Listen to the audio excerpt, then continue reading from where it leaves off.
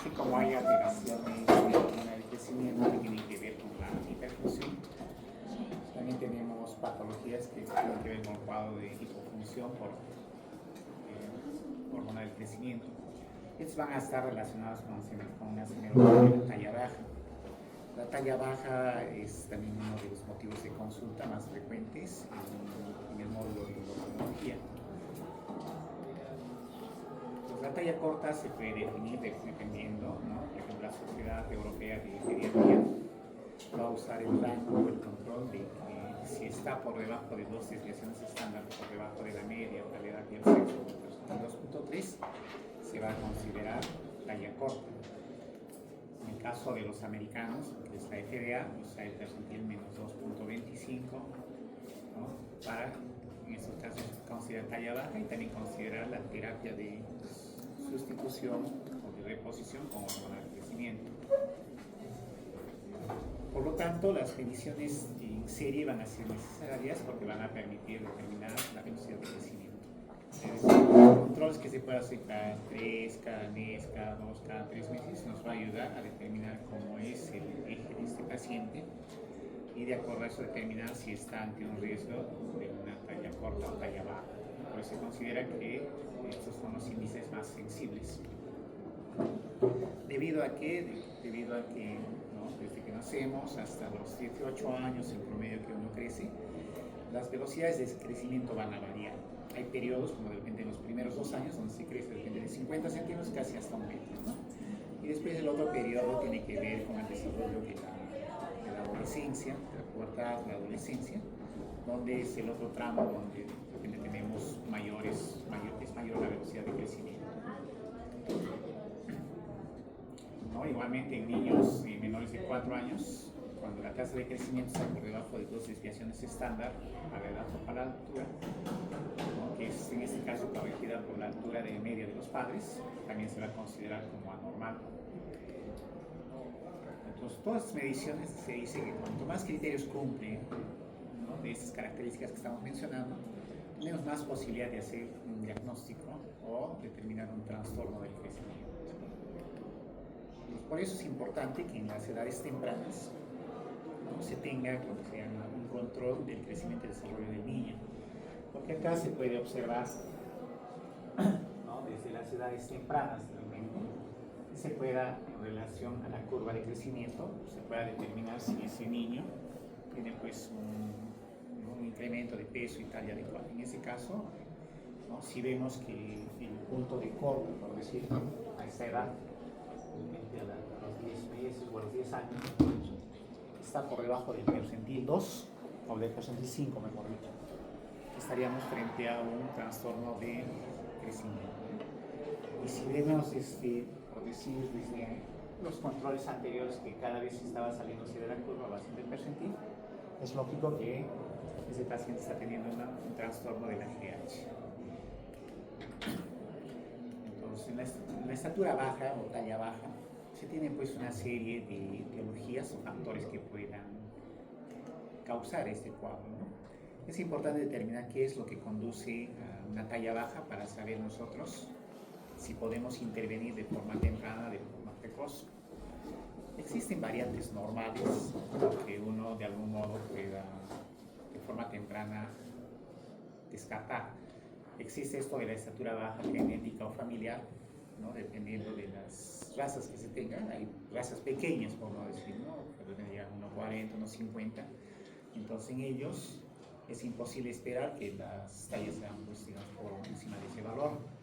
Otra característica, otra variante normal es la estatura baja constitucional, que de repente durante los primeros años se asienta, se observa, pero al final del crecimiento estas de algún modo puedan tender a igualarse. Eso lo vamos a ver, ¿no? Otras cursan con alteraciones previas que puedan tener los pacientes, es decir, un recién nacido con bajo peso al nacer, ¿no? Aquellos que de repente durante la gestación han tenido un retraso del crecimiento intrauterino y de repente el peso y la talla de nacimiento ha sido menor al esperado, ¿no? Por decir, un bebé que nace en promedio tiene entre 48, 52, 53 centímetros y el peso está alrededor de 2.800 a 3.300, ¿no? Entonces en esos niños, si las tallas son un poco más bajas, ¿no? Y el peso es menor, se habla de un retardo del crecimiento intrauterino. Entonces, eso también hay que tomarlo en cuenta cuando se necesita hacer el estudio de este tipo de pacientes. A este lado nos pasamos un poco y también podemos encontrar que algunas alteraciones no necesariamente van a ser debidos a que haya un déficit de hormona del crecimiento, sino factores como la desnutrición, enfermedades crónicas, también puedan intervenir, digamos, ¿no?, en el desarrollo o en la pérdida progresiva de la talla que puedan tener nuestros pacientes. Ya cuando nosotros hemos descartado todas esas causas que no tienen que ver con el déficit de hormona del crecimiento, recién entramos a lo que son las alteraciones netamente endócrinas, donde podemos tener la insuficiencia de GH, que puede ser primaria, idiopática, hay algunos que cursan con agénesis hipofisaria, ¿no?, y con las otras patologías que también tienden a hacer que haya una talla baja, ¿no? Por ejemplo, habíamos dicho, una resistencia de repente a la hormona del crecimiento, que se llama el enanismo tipo Laron, pacientes que puedan estar cursando asociadamente a hipotiroidismo, una diabetes mellitus mal controlada, pacientes que tengan exceso de glucocorticoides, ya sea por una patología, en este caso endógena, que puede ser un síndrome de Cushing. Van a ver que los pacientes con síndrome de Cushing son gorditos, no tienen rechonchitos, su cara roja, y su talla también es corta. ¿Por qué? En ese caso, el que haya un exceso de producción de corticoides acelera el cierre de los cartílagos epifisarios. Probablemente esos pacientes a los 11 o 12 años está viendo el cierre de cartílago epifisario y ya no les permite crecer, ¿no? Por eso las tallas pueden ser bajas, ¿no? Y el otro es el exceso de glucocorticoides en forma exógena, ya les había dicho, por patologías como asma, artritis reumatoide, lupus, donde para el control de esas enfermedades se tiene que usar por sus corticoides. Dependiendo del tiempo, las dosis que se haya usado también pueden desacelerar el crecimiento, ¿no?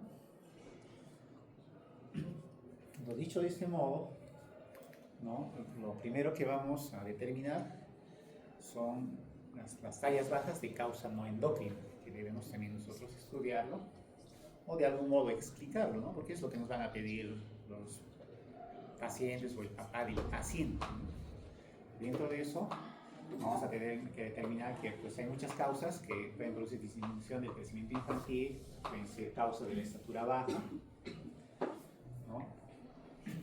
Pues se dice que las estaturas más cortas que el promedio no necesariamente deben considerarse como una enfermedad, porque la variación de la estatura es una característica normal de los seres humanos, ¿no es cierto? Si por ejemplo estamos acá en Latinoamérica, decimos, a ver, ¿cuál es la talla promedio, ¿no?, de los varones, por decir, ¿no? Y van a sacarte una talla de 1,65, 1,68, por decir. Si hacemos un corte en los americanos, por decir, te van a decir 1,80, 1,85, ¿no? Los asiáticos, de repente 1,64 y así, ¿no? O sea, tienen una talla también que está en relación con la raza, ¿no?, que tenga que ver, ¿cierto? Entonces, dentro de las causas no endócrinas de talla baja, está lo que se llama la estatura baja constitucional, ya que en este caso es un retraso constitucional en el crecimiento y también en lo que es la adolescencia. Es decir, son pacientes que aparte de tener una talla baja, también tienen un retraso, digamos, en lo que es el inicio de la pubertad, por decirlo. Por eso se dice, no es una enfermedad, sino una variación de lo normal para una población y se considera, más que todo, como una desaceleración del ritmo de desarrollo. Ellos se van a dar cuenta de repente cuando estaban en el colegio, que algunos compañeros que de repente han incrementado su talla un poco antes, y de repente había un grupo de compañeros que de repente sí estaban creciendo, pero a un ritmo menor. Cuando salen del colegio, ¿no?, a los 18 años se ven después de un tiempo y ven que estos chicos que eran de repente con una talla más baja, al final incrementaron una talla mayor que el que habían salido, o los que previamente se habían alcanzado una talla mayor, ¿ya? Muy bien, entonces en estos casos existe un retraso asociado en el desarrollo puberal, así como una disminución en el crecimiento. Se va a caracterizar porque hay una estatura moderada corta, debajo del percentil 3, generalmente tiene un hábito delgado y hay un retraso de la edad ósea. Eso también es algo importante, ¿no? La edad ósea con la edad cronológica. La edad ósea nosotros lo podemos determinar a través de una radiografía, generalmente en la mano izquierda, donde ven cómo están los núcleos de crecimiento, ¿no? Entonces hay unas tablas para determinar, a ver cómo es para este grupo, para esta población de niños de 13 años. Normalmente la radiografía que debería tener estos núcleos de crecimiento. Entonces, de acuerdo a eso, uno determina una edad ósea. ¿Ya? Y lo otro es la edad cronológica, ¿no? La que dice, ¿cuántos años tienes? 13 años, 10 meses, 7 días. Entonces, ¿qué va a pasar en estos pacientes? De repente, su edad cronológica es 13 años, vamos a decir en números enteros, 13 años, ¿no? Y la edad ósea, cuando se hace la comparación, corresponde a un niño de repente de 12 años o 11 años y medio. Entonces está habiendo una diferencia entre la edad cronológica y la edad ósea. Entonces esa es la característica de estos pacientes que tienen con estatura baja constitucional. ¿Eso qué significaría de forma para explicarle a los familiares? Que este niño, si bien es cierto, ahorita tiene una talla baja, pero todavía tiene un tiempo para crecer. ¿Okay? Hasta que se iguale a la edad cronológica. ¿Bien? Entonces, dentro de este tipo de pacientes existe una historia familiar. Generalmente los padres han tenido un problema, las madres han tenido un problema, de repente las madres, por decir, la menarquia ha sido más tardía, de repente a los 14 o 15 años, o en el padre, por decir, ha tenido también este mismo problema, ¿no? De repente el desarrollo de carácter sexual secundario, la presencia de la barba, por ejemplo, puede ser a los 18 o 19 años, ¿no? Mientras que otros de repente a los 14 o 15 años, de repente ya tenían como los bigotes o el vello axilar o vello abierto. Eso nos habla de una historia familiar que se ve en este tipo de pacientes. Otra característica de este cuadro de estatura baja constitucional es un diagnóstico de exclusión. Una vez que se haya hecho los estudios en este tipo de pacientes con talla baja y no se haya llegado a una etiología, nos queda como un diagnóstico de exclusión. ¿Ya? Tiene un patrón de crecimiento característico. Dicen que al nacimiento tienen una longitud, ¿no? Una altura normal, y antes de los 2 años va teniendo una disminución gradual en el porcentaje de la altura. Si de repente debía llegar a los 2 años al metro que les decía, de repente ha llegado a 90, 92, ya está viendo como unos 8 centímetros, ¿no? De deficiencia en relación a lo que se esperaba. ¿No? Dice la disminución rápida en el percentil es un signo ominoso de patología, ¿no? Conforme va disminuyendo el percentil, de repente en el percentil 10 va bajando, ¿no? Percentil 5, entonces hay que estar viendo dentro de eso. El inicio de la pubertad está retrasado para la edad cronológica, pero es normal para la edad esquelética. Y la altura adulta es a menudo menor que la altura pronosticada porque el crecimiento es menor de lo esperado durante la pubertad. ¿Ya? Eso sucede también, ¿no? De repente su talla esperada parental era 1,78 y de repente llegó a 1,75 al final. ¿Por qué? Porque ha habido un tiempo o un retraso, ¿no? O sea, se pierde siempre unas pequeñas cantidades de... ¿Ya? Ese es uno. Otro cuadro que no es patológico es la estatura baja familiar. Es un patrón familiar donde no hay un retraso en la edad ósea o hay un retraso en la pubertad. Ese es el mismo tipo de niños que tienen de repente pues, que su talla es baja, pero en este caso hay que fijarnos en la talla de los padres. ¿Ya? Por eso que acá en una parte les estoy mencionando cómo se usa la talla media parental. Creo que eso sí es en las primeras diapositivas, ¿no? Era la talla del padre más la talla de la madre. Sumábamos 13, estábamos 13, ¿no? Creo que en varones sumábamos y en mujeres restábamos y eso dividíamos entre dos, ¿no es cierto? De nos salía la talla media parental para el niño o para la niña, ¿ok?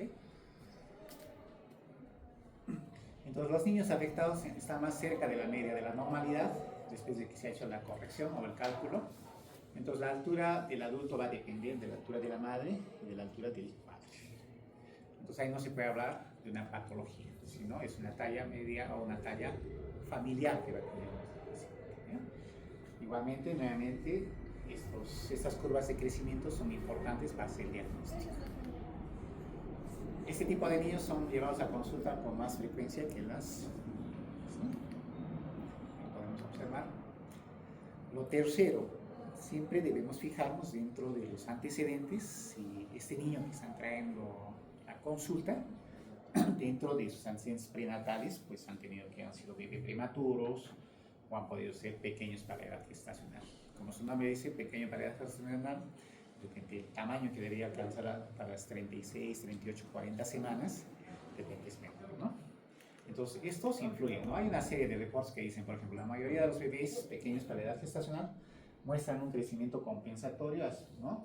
Y dice que de estos pacientes, un 20% de estos pacientes pueden seguir un patrón de baja estatura por vida. O sea, ¿cómo?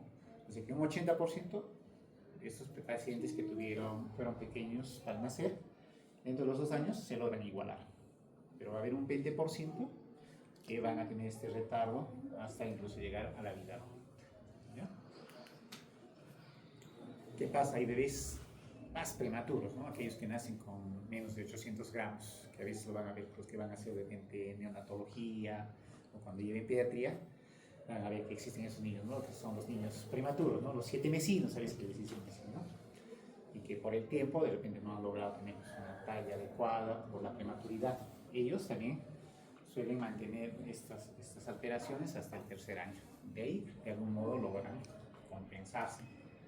¿Ya? En estos pacientes, la edad ósea y la tasa de crecimiento anual, una vez que están, digamos, fuera del útero, comienzan a normalizarse, son normales y pueden incluso tener un crecimiento adecuado durante la pubertad, pero por lo general siempre se van a mantener delgados, es una característica. ¿Ya? Y hay otros cuadros, pues, estos cuadros que cursan con prematuridad. Hay un cuadro que se llama el enanismo de Russell-Silver, que tiene unas características o una triada donde los pacientes, como ven en la foto, pueden tener un tamaño pequeño al nacer, una cara, una faz triangular, y hay asimetría a veces en las extremidades. Es decir, el cuerpo, la talla lo pueden tener corta y las panzas pueden tener un poco más largas. A las extremidades inferiores pueden ser mayores digamos, a la relación con el tronco o los miembros superiores. ¿Ya? Son características raras, pero existen. ¿Ya? También acá que hay que tomar en cuenta el antecedente prenatal. Hay síndromes de baja estatura, ¿no? Que de algún modo son patologías, pero no tienen que ver necesariamente con lo que es la hormona del crecimiento. Por ejemplo, el síndrome de Turner, que es una disgenesia gonadal, o de Turner, así le llaman, ¿no? Es una disgenesia gonadal 45X0, que normalmente se ve pues, en una mujer que fenotípicamente tiene pues, cursa con baja estatura, ¿no? Como podemos ver en la foto. O la variante que se da en el varón, que es el síndrome de Noonan o un pseudo-Turner. En ellos, la característica fundamental incluye una baja estatura. Pueden tener asociado el cuello palmeado, cabello posterior bajo, ¿no? Acá podemos observarlo. ¿No? Pero estos son síndromes de baja estatura. Generalmente tienen pues una alteración genotípica y la manifestación fenotípica cursa con baja estatura, ¿no? Otros síndromes de baja estatura es el síndrome de Prader-Willi, un niño obesito, pequeño de repente, donde tiene también hipotonía infantil. La baja estatura es la parte común y generalmente son obesos o pueden cursar con intolerancia a la glucosa, ¿no? Como es este caso. O el síndrome de Bardet, ¿no? Que también son pacientes con obesidad, baja estatura. En estos casos ya también tienen un retardo mental, alteraciones renales, polidactilia. Ya que son patologías raras, pero cuando ya vemos esa rareza, es pues, la asociación a una baja estatura, ¿no? Y no necesariamente esos pacientes tengan un déficit de hormona de crecimiento, sino su constitución genotípica y fenotípica siempre va a ser de ese modo, ¿no?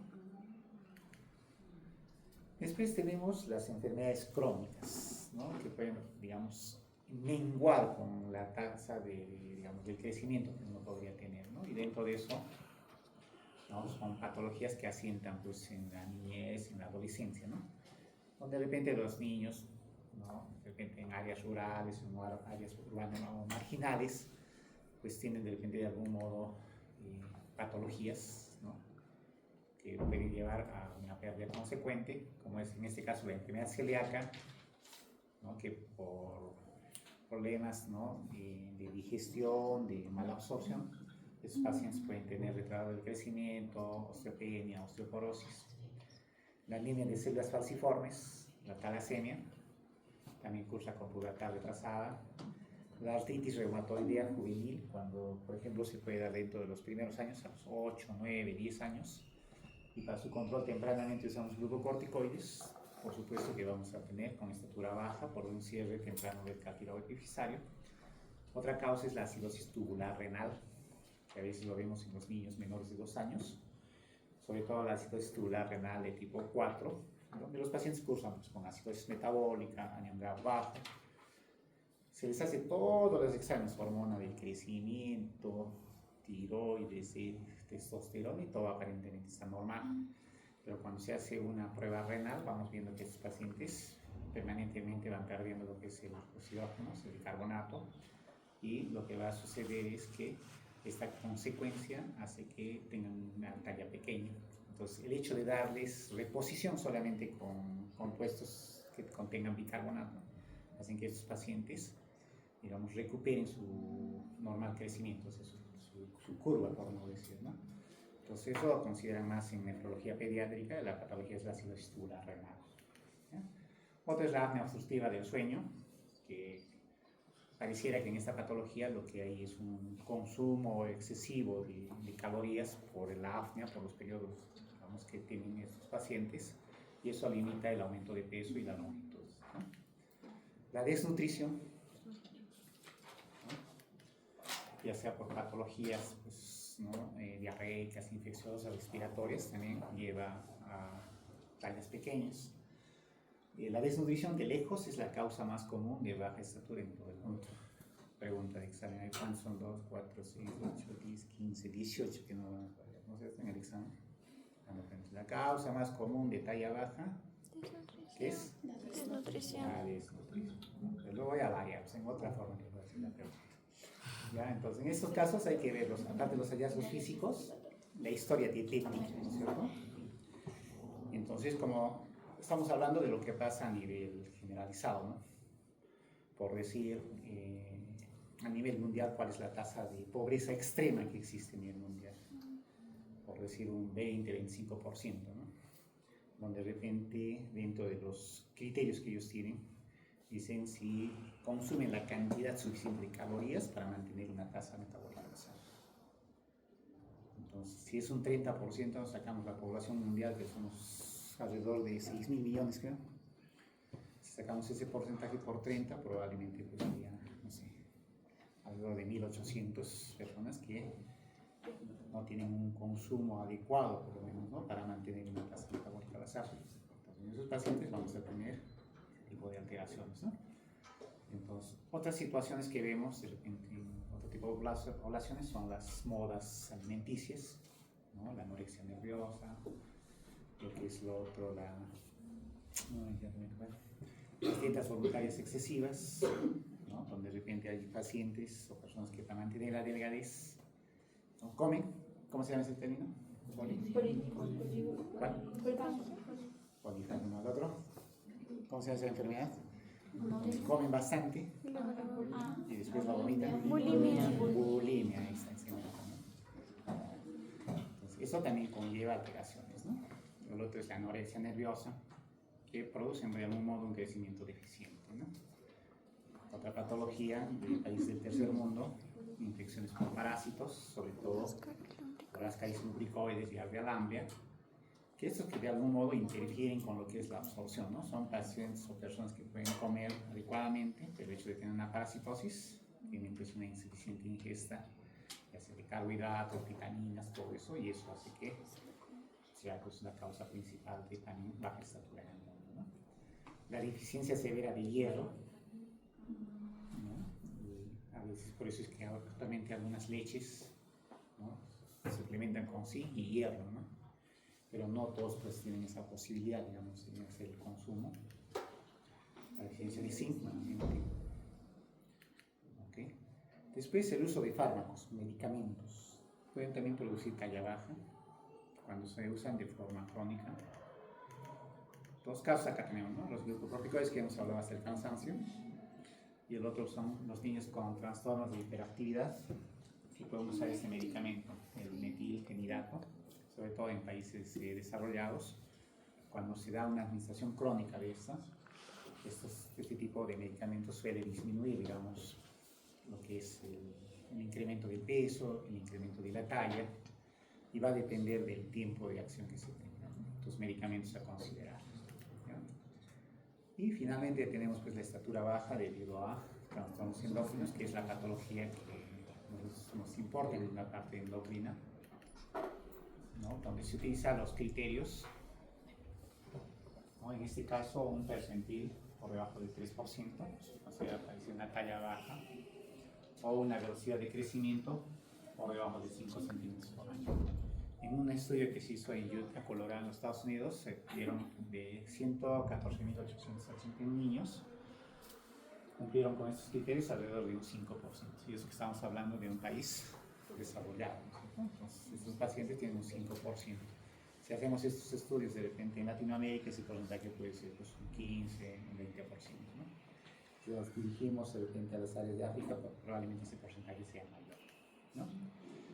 Ahora, la presencia de esta alteración es mucho más mayor en niños que en niños. ¿Ya? Es de repente una de las pocas patologías donde los niños se ven más afectados que los niños. En el resto de patologías, la mujer se afecta más que los varones, hablando de patologías endocrinas. ¿Okay? Entonces, la principal causa, ¿no?, que va a ser un déficit de la hormona del crecimiento, ¿no?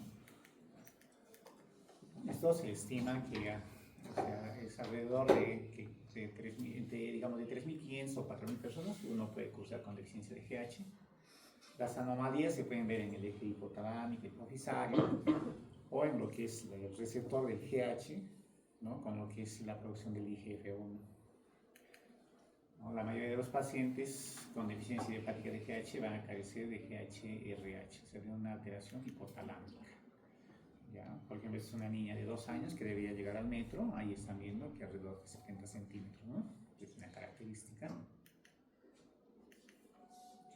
Hay deficiencias congénitas, ¿no? Es decir, desde el nacimiento pueden tener estos problemas, generalmente se identifican en los primeros años de edad. A veces pacientes tienen una deficiencia clásica de baja de estatura, aumento de la masa magra, una apariencia más facial inmadura, una voz aguda inmadura y por supuesto hay un retraso en la maduración esquelética. Son los que raramente nos vamos a ver. Generalmente el endocrinólogo, ¿no?, el que tenga que ver o tenga, por decir, una especialidad por lo que son alteraciones del crecimiento, los van a poder ver. Nosotros raramente los vamos a notar. Lo que sí vamos a ver son las deficiencias adquiridas de la hormona del crecimiento, ¿no?, donde estos problemas nosotros los vamos a ver generalmente al final de la infancia o la adolescencia, y si en algún caso se asocia a otros déficits de tipo hormonal, hay que pensar en una insuficiencia hipotalámica o hipofisaria, ¿no? Entonces, una característica de deficiencia adquirida por la hormona del crecimiento o alteraciones en el eje hipotalámico hipofisario, uno de ellos es ese síndrome de la silla turca vacía, ¿no?, donde de repente ha habido alteraciones vasculares, daño, necrosis de lo que es la glándula hipofisaria. Si se da en una edad temprana, ¿no?, estos niños, por lo general, al no producirse la GH, van a tener una pérdida continua, ¿no?, a no ser que de algún modo haya reposición, una identificación temprana y podamos dar hormona de crecimiento de tipo exógeno. Si no logramos determinar, se produce el cierre, probablemente, por más que hagamos lo que hagamos, los niños van a quedar con una talla. ¿Ya? Entonces, dentro de esa deficiencia adquirida, también hay que buscar algunos factores de riesgo, por ejemplo, que estos pacientes de forma temprana hayan sido sometidos a una irradiación craneal, ¿no?, para tratar de tumores del sistema nervioso central, o los pacientes que cursan con leucemia linfoblástica aguda, que por algún motivo hayan necesitado dentro de su terapia de radiación. Esta radiación igual puede producir daño a nivel del eje hipotalámico hipofisario y producir deficiencia de lo que es la GH. Ahora, en estos casos, la deficiencia no es que se note inmediatamente, sino pueden pasar años, 2 años y recién notarse esas deficiencias. ¿Ya? Otros tipos de disfunción de GH, ¿no?, una deficiencia primaria de GF1, ¿no?, en que este caso se debe a la insensibilidad a la GH, ¿no? Este es el síndrome de Laron, así se llama, le dieron este término, que estos trastornos que reflejan que haya defectos del receptor o postreceptor de GH y que se dan por patologías de tipo autosómico recesivo, ¿no? Acá tenemos una proteína que es una proteína transportadora de la GH. Cuando circula nos va a reflejar la abundancia del receptor de GH. ¿no? Y si, digamos, hay una disminución, también esas van a estar disminuidas. El hecho que exista GH de repente en grandes cantidades y exista una deficiencia en el receptor, eso va a llevar a que haya menos producción de IGF-1. Pero no es una deficiencia primaria de GH, ¿por qué? Porque la GH se está produciendo, pero al hacer su acción a nivel del receptor, esto hay una ineficiencia, ¿no? Y por tanto el IGF-1 va a disminuir y eso va a provocar que haya también una talla baja. Entonces acá tenemos un ejemplo del síndrome de Laron, que tiene, pues, es una enfermedad de origen genético. La característica es que hay una insensibilidad a la hormona del crecimiento por parte de los receptores celulares de esta hormona. Va a cursar con estatura baja, va a haber incremento de la sensibilidad a la insulina. Acá lo vemos en este eje, pues así es normalmente como debería estar, se produce la hormona del crecimiento. A nivel del receptor debería tener esta configuración y acoplarse de forma adecuada, eso es lo normal. Pero cuando hay defectos en este receptor, es un receptor mutado, como pueden ver, ¿no? Tiene otro tipo de encaje, probablemente la hormona del crecimiento al realizar su acción en este receptor sea nulo. Y si hay nulidad en esta acción de estimulación, el IGF-1 no se va a producir. Si no se produce IGF-1, no va a haber acción a nivel de los condrocitos o del tejido óseo, y eso lleva a que los pacientes hagan una deficiencia del crecimiento. ¿Ya? Entonces, pero esto es, como dice, una alteración genética, ¿no? Es un receptor mutado. Entonces, ¿a qué nos lleva la deficiencia de GH? O sea, ¿cómo podemos nosotros reconocer clínicamente? Por un lado, ¿no? Podemos ver que están por debajo del percentil. Si pueden ver esta línea de acá, corresponde al percentil 3. ¿No? Y cuando se han hecho los controles, generalmente han estado muy por debajo, ¿no? ¿Qué más vemos en la clínica? Talla baja, velocidad de crecimiento disminuido, una fases con una frente amplia, ¿no? Hipoplasia de macizo facial, pueden cursar con voz aguda, hipoglicemia. Siempre hay que relacionarlo, ¿no? Hormona del crecimiento en exceso es una hormona hiperglicemiante. ¿Qué pasa si no se produce la hormona del crecimiento? ¿Cierto? Entonces también van a tener alteraciones en lo que es el desarrollo puberal. Probablemente tengan ausencia de vellos axilar, vello pubiano, carácter sexual secundarios. De repente el desarrollo o el crecimiento del pene sea menor. Pueden tener una pubertad retrasada, ¿no? Entonces son causas que tengan que ver con esta acción, ¿no? Acá tenemos otra foto, ¿no? De un enanismo en este que se ha dado de repente la alteración previo a la adolescencia, ¿no? En cara pequeña, no tenga menor tamaño de pies y manos, acumulación adiposa facial en el tronco. Hablábamos en un momento que la hormona del crecimiento, ¿qué cosa era? Lipolíptica, ¿no es cierto? O sea, destruye el tejido graso, ¿no es cierto? ¿Y qué pasa si hay una disminución de la hormona del crecimiento? El efecto contrario, ¿no? Se vuelve lipogenética, ¿no? Por eso que pueden acumular grasa a nivel del tronco, a nivel de la cara, ¿no? Y lo característico de los pacientes es que la inteligencia o el coeficiente intelectual no se altera. Puede ser un niño inteligente con, ¿no?, coeficiente intelectual normal, elevado, o sea, no afecta en esto, ¿no? Muy bien, igual como hemos hecho un diagnóstico para acromegalia, también el diagnóstico debemos hacerlo a través de un patrón hormonal, ¿no? Se supone que los valores de GH sérica en los niños son bajos, ¿no? Y en esto lo que nosotros tenemos que demostrar es que haya un aumento inadecuado de la hormona del crecimiento, en un aumento en suero cuando tratemos de estimular. Entonces hay pruebas para determinar, ¿no?, para esto. Hay uno de ellos que tiene que ver con lo que es el diagnóstico de la deficiencia de GH. Cuando no se logra de algún modo a través de un estímulo provocativo que puede producir secreción de GH, por decir, habíamos hablado en una parte de fisiopatología, ¿no? ¿Qué pruebas o qué situaciones producen o estimulan la producción de GH? Habíamos hablado del ayuno, por ejemplo, ¿no? Se supone que si nosotros hacemos un ayuno prolongado como un estímulo provocativo, ¿no es cierto?, o hacemos ejercicio, que es otra actividad que estimula la GH, dosamos, por decir, en el primer momento, ¿no? lo ponemos en ayuno de repente a este niño, se supone que el estímulo debería ser que haya una liberación de la hormona contrarreguladora, en este caso la GH. El valor normal habíamos dicho que era de 1 a 5, ¿no es cierto? Entonces lo que tendríamos que esperar con el ayuno, con el ejercicio, es que los valores de la GH incrementen por encima de 15, ¿no? Eso sería lo normal. Pero en este tipo de pacientes que tienen deficiencia de GH, estos valores, por lo general, no van a aumentar, van a estar por debajo. Entonces, eso hace también que se confirme el diagnóstico de deficiencia de GH. ¿Ya? Muy bien, hasta acá creo que esta parte. Tengo una diapositiva sobre lo que es la hormona antidiurética, no sé si lo podemos hacer rápidamente, para ya entrar a la próxima, lo que es trastornos de la tiroides. Esto lo vamos a hacer de forma un poco rápida, porque esto creo que lo hacen ustedes en semiología renal, ¿no? ¿Dónde está en el sílabus? ¿Han revisado? ¿Han revisado sus sílabus de renal? Si van a hacer alteraciones de la hormona antidiurética. No han revisado, ¿no? Un examen de sílabus vamos a hacer. Bueno, la hormona antidiurética es una hormona hipotalámica, ¿no? Se sintetiza en los núcleos supraóptico y paraventricular del hipotálamo. La neurohipófisis es un lugar de almacén.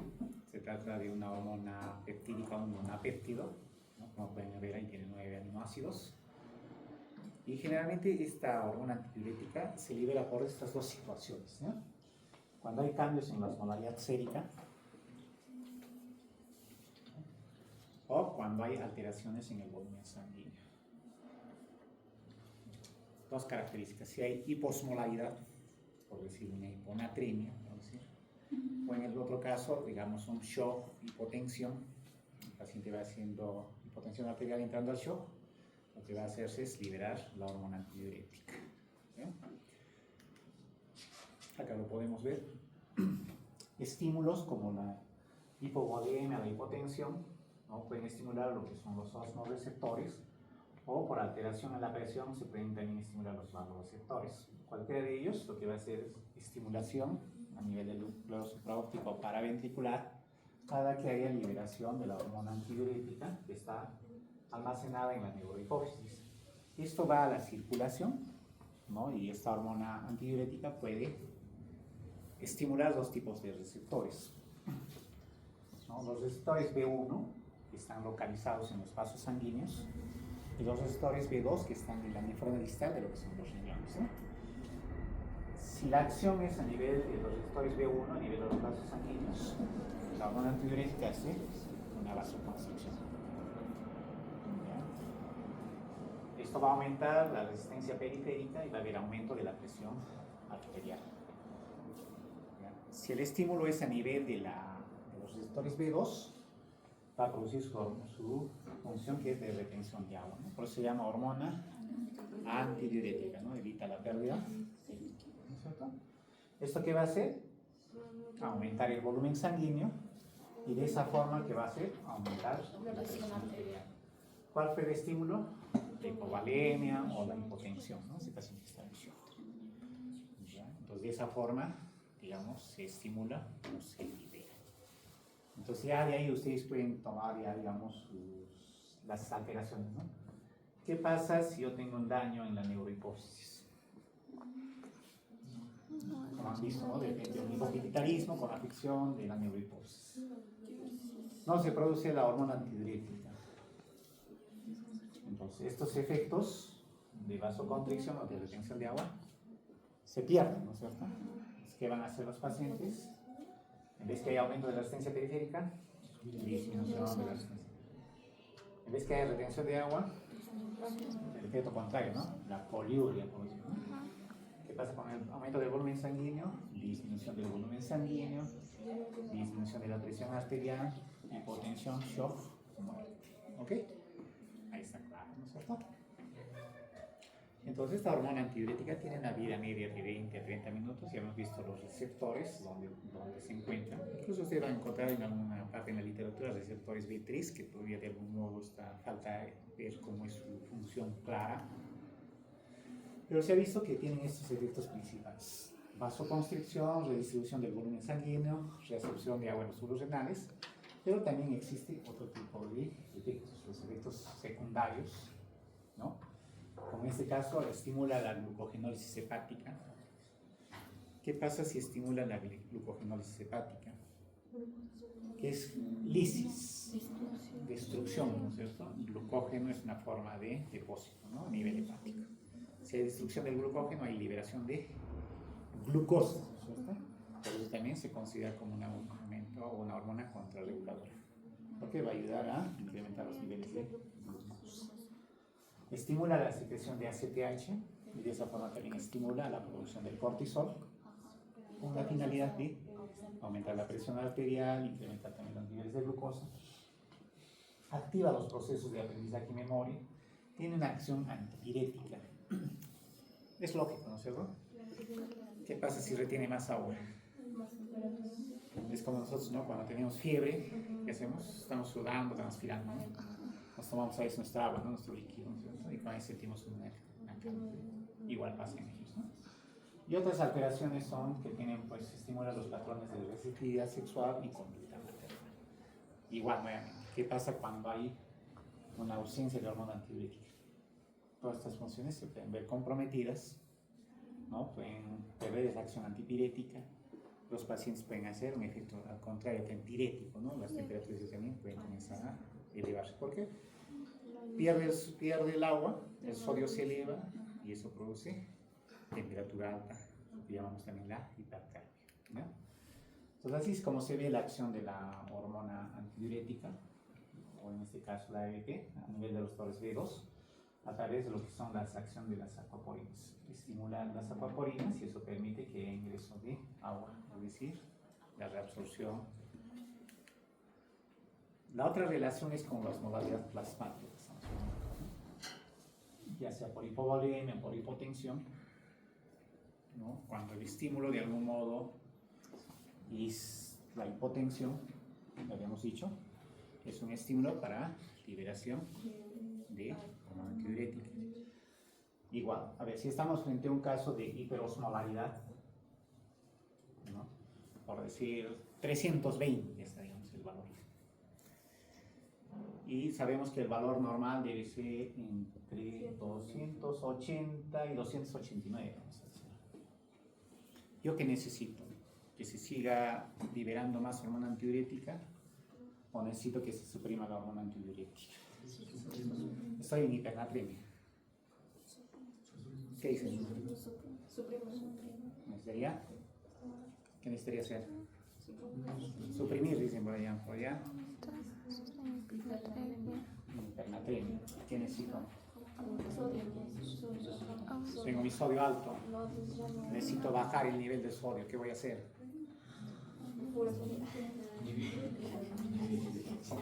Ordinario. Y hay dos mecanismos que pueden ayudarnos ahí, ¿eh? O sea, cuando están en hipernatremia es un estímulo para que nosotros queramos consumir líquido, ¿no es cierto? Se activa por si tomamos líquido, ¿qué hacemos? O sea, el mismo sodio que estaba se va a diluir en una mayor cantidad. Bien. ¿Eso qué va a hacer? Es que disminuye el nivel del sodio, ¿no? Entonces con eso nuestra osmolaridad que estaba de repente en 320 va a ir disminuyendo, ¿no? Y al contrario, ¿qué pasa cuando nuestra osmolaridad está baja? Por decir, está en 260. Hiponatremia, por decir, ¿no es cierto? ¿Qué necesitamos hacer para que se estimule o llegue a un valor normal? ¿Qué vamos a hacer? ¿Qué dicen? ¿Más agua? Menos agua. Entonces, ¿qué va a hacer el organismo? Eliminar el agua, ¿no es cierto? Va a comenzar a hacer una poliuria. Entonces es así como se van a ver en adelante las patologías de la hormona antidiurética. Por eso es que tenemos dos síndromes conocidos ahí, ¿no? Uno es la diabetes insípida y el otro es el SHIHAT, o lo que se llama secreción inadecuada de hormona antidiurética larga, ¿no es cierto? Entonces, en la diabetes insípida, nosotros sabemos que existe una producción nula de de hormona antidiurética. ¿Qué pasa cuando no hay hormona antidiurética? O sea, cuando no retenemos el agua, por decir. Poliuria, ¿no? Comenzamos a eliminar, ¿no? A eliminar en volumen alto. Y en ese momento la orina es diluida, ¿cierto? Y al contrario, ¿no? ¿Qué pasa cuando tenemos una secreción inadecuada de hormona antidiurética, ya sea por patología tumoral o lo que sea?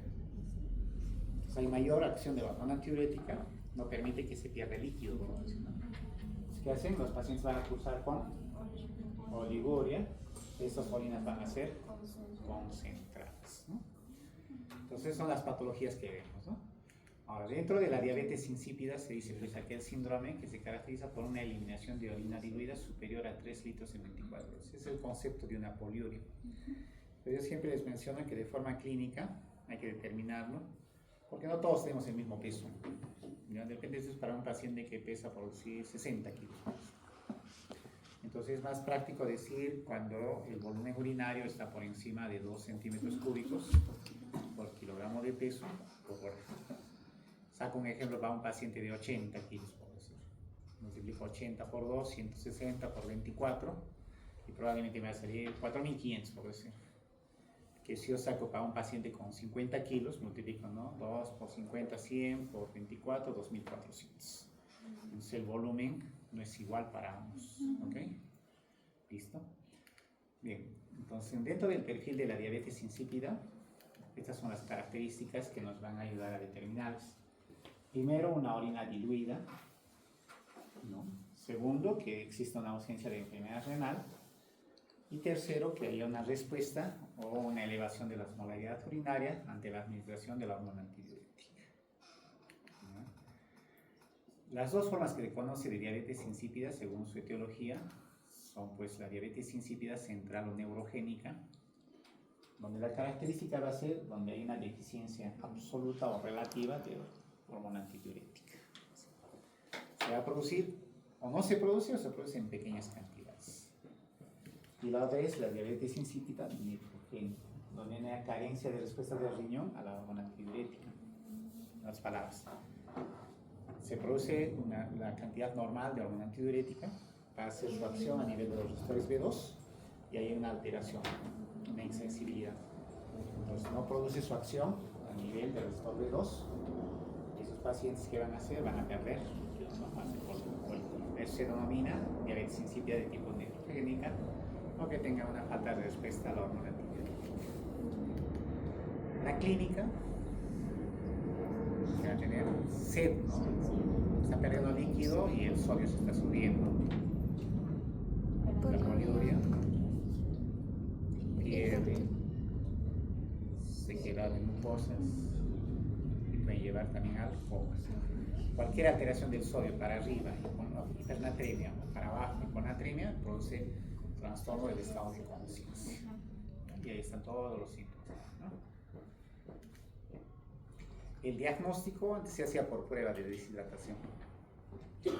¿Qué hacían ese paciente que está perdiendo líquido? Y tú lo dejas, prueba de decir, no le repones nada, no le repones líquidos, y a pesar de eso, los pacientes que van a hacer bajan de peso, no disminuye el volumen urinario, sigue aumentando la osmolaridad sérica, no aumenta la osmolaridad urinaria, uno dosa el sodio y hay una hipernatremia permanente.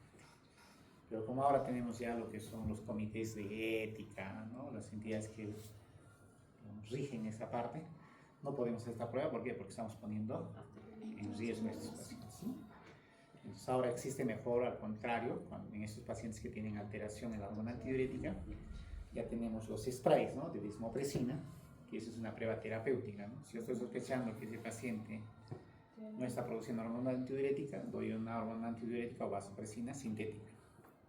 Entonces haciendo unos PAF, veo a las 4 a 6 horas, y de lo que estaba orinando el paciente de repente, no sé, 100 cc o 150 por hora, comienza progresivamente a minorar, a disminuir ese volumen. ¿Ok? Y lo otro es el SHIHAP, ¿no? Que es una producción excesiva o inapropiada de vasopresina o hormona antidiurética. En este caso, el síndrome que va a producir es lo contrario. ¿Ya? Al haber mayor retención van a llevar a hiponatremia. Y la hiponatremia es de lejos el trastorno hidroelectrolítico más común en pacientes hospitalizados y de repente dentro de los trastornos hidroelectrolíticos la causa más común de trastorno del estado de conciencia. La clínica, dolor de cabeza, cefalea, confusión, desorientación, vómitos, convulsiones, igualmente coma. Ahí vamos a ver. Dicen, cuando es gradual puede ser asintomática, ¿no? Dependiendo si es progresivo. Pero en la mayor parte, cuando son agudos, la hiponatremia es aguda, rápidamente puede llevar a coma, convulsiones y muerte. Dentro de lo que es el laboratorio, dice que hay descenso de la creatinina, ácido úrico, albúmina, disminución del sodio, disminución de la osmolaridad. ¿Esto a qué se debe? A que estos solutos, que es el ácido úrico, la albúmina, la creatinina y el sodio, están dispersos en una mayor cantidad de líquido. Entonces hay una mayor dilución, ¿no? La etiología va a depender, ¿no? Tenemos que ver desde neoplasias, infecciones, malformaciones congénitas. Y cuando tenemos una diabetes insípida de tipo nefrogénica, hay que ver el uso de medicamentos. Clorpromida, carbamazepina, antidepresivos, hidroclorotiazida, enalapril, litio. Hay una serie de fármacos que también pueden conllevar este problema. Listo, así estamos, ¿no? Muy bien, continuamos.